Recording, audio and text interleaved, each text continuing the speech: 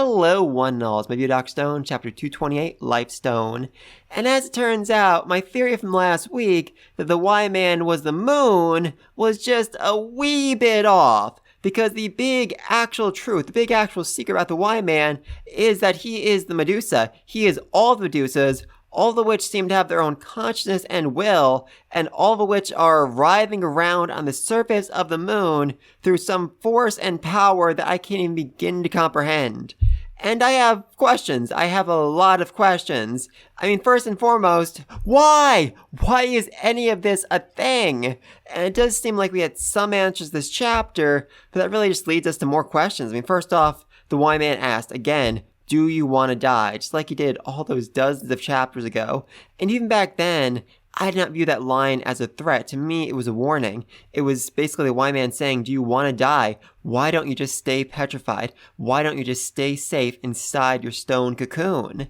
And this is a, fairly good question for the Y-Man, a being that really doesn't seem to understand the difference between being alive and living. To the Y-Man, being alive, being petrified is, the most you can ask for. I mean, yes, there's certainly the issue of being broken to pieces and dying that way, but that is a relatively small risk for the amount of time the persons are allowed to live for. I mean, Senku's lived, over 3,000 years. He has over 3,000 years of life experience inside his body right now. And yes, most of that time was him just counting while he's petrified, but that was still him technically being alive. And like I said, the Y-Men don't seem to understand the difference. They don't seem to understand why that wouldn't be an ideal situation for people. Is that just because they're AI, or is it because whatever race, species, whatever originally built them preferred to be petrified, enjoy life being petrified, or did they just go rogue? Did they petrify their original creators because they thought that was a way of keeping them safe, keeping them alive, then they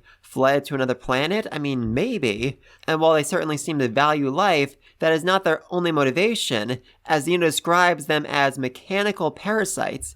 Apparently, they go from world to world, making contact with the most intelligent species on that planet, and basically saying, hey, if you make us stone batteries, if you extend our own lifespan, then we will make you immortal. We will show you how to live forever.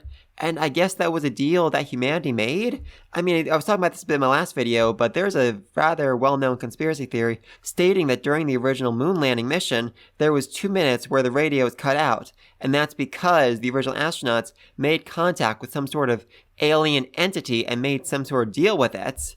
That could be what we're seeing here. I mean, the moon lander was surprisingly close to the Y-Men.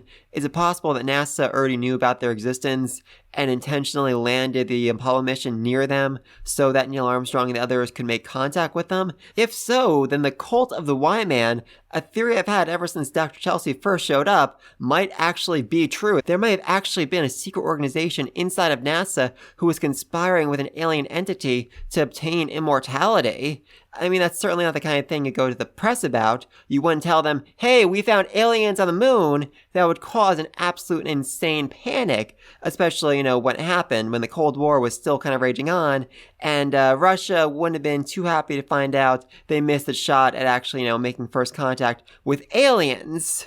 Of course, this does raise the question, well, what about Zeno? Zeno worked for NASA. Zeno was one of the best astronauts NASA had. Why wasn't Zeno aware of this? I mean, maybe he was, and he is just a really good actor, but that seems incredibly unlikely. Maybe Zeno's expertise wasn't what they needed to mass-produce the diamond batteries, or maybe, they did a psychological analysis on Zeno and found out that he would try to exploit the Y-Man, try to use them for his own benefit instead of trying to, help protect all of humanity. That does make sense, but then this still raises the question, who was in the cult of the Y-Man?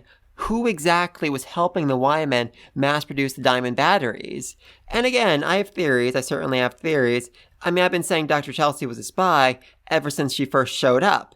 In fact, her first appearance is what triggered my theory in there being a cult of the Y-Man. So, Chelsea, is she a spy? I mean, if so, she's a dang good spy, and she's given us no reason to doubt her ever since she first showed up. So who else is there? I mean, there are astronauts, people who actually work at NASA. I mean, obviously not Senku's father, stepfather, adopted father, whatever, Byakuya.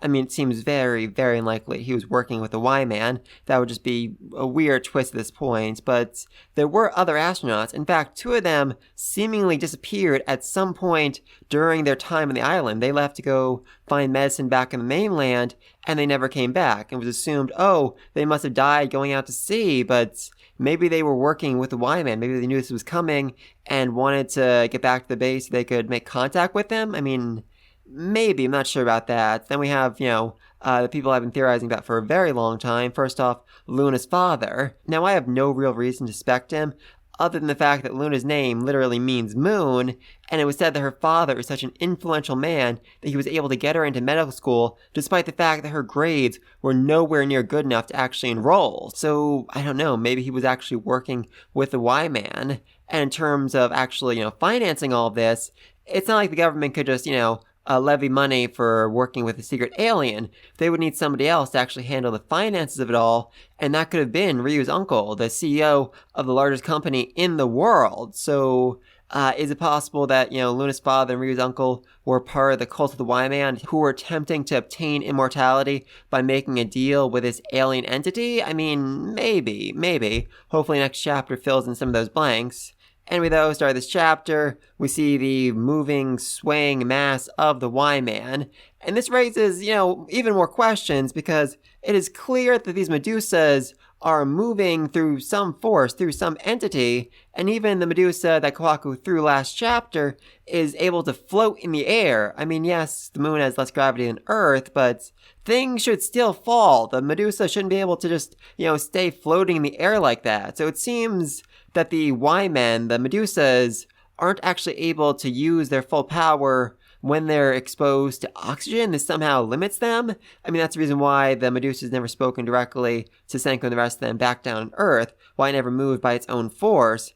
And it was only when Senku put it in a vacuum sealed chamber that it was able to activate its full powers, somehow moving with enough force to break the glass while also activating itself in an attempt to repetrify the entire planet that failed for some reason. I mean, the blast that created was only a few meters long, so did it not have the battery power to, repetrify the entire planet? I'm not sure about that. That's another question that definitely needs to be answered. And just, oh my god, the way Senku ended last chapter, his closing line, all along this whole time, closer than we knew, the Y-Man was you.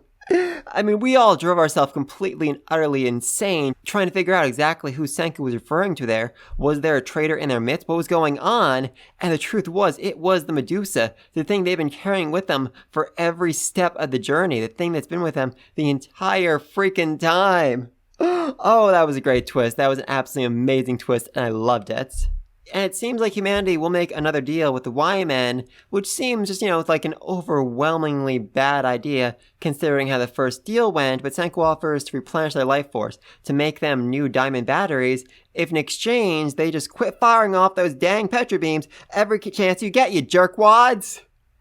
Which, is not the most subtle form of negotiation, but given how little the Y-Men seem to understand humanity, that probably was for the best. Though the capsule Y-Man didn't really seem to appreciate Senku's comment, as it immediately went to petrify him, and was only stopped by another Y-Man. Yes, it seems like each of these devices has their own sentience and will, and personality even. I mean, the other one that spoke up said, "Stop that kindly, for moments be still." That's certainly not English, Japanese, whatever. It's clearly very fractured grammar, but more polite, more human than the capsule Y-Man is, maybe? I'm not sure about that.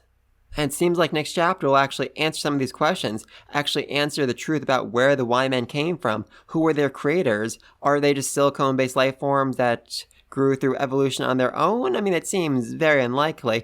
I think it's way more probable they actually had a creator who built them for a purpose, for the reason of preserving life. Maybe their own planet was dying, and maybe they needed to petrify themselves to survive some sort of asteroid or volcano or something, or just, radioactive pollution. And after that, the Y-Men decided, you know what? We're going to go save other lives. We're going to go to other planets and save them. And then at some point they realized, wait a second, our diamond batteries are running low. Instead of just, petrifying every plant we come across, we should try to convince them to make us new diamond batteries and offer them immortality in exchange. That way everybody wins! Yay! Maybe. Again, this whole let's petrify people to keep them safe thing makes sense from the point of view of a, robot, an AI that doesn't really understand, what it actually means to be alive. So I'm very curious to see, that full explanation of how exactly all this happened, who was in the cult of the Y-Man, who actually made the diamond batteries that let them petrify the whole planet, and did they actually know that this is what was going to happen? Did they actually know that the Medusa would petrify them, or were they promised something else? I'm just really not sure about that either. But please let me know down below. Be sure to like and subscribe. See you on the next video. And until then, peace!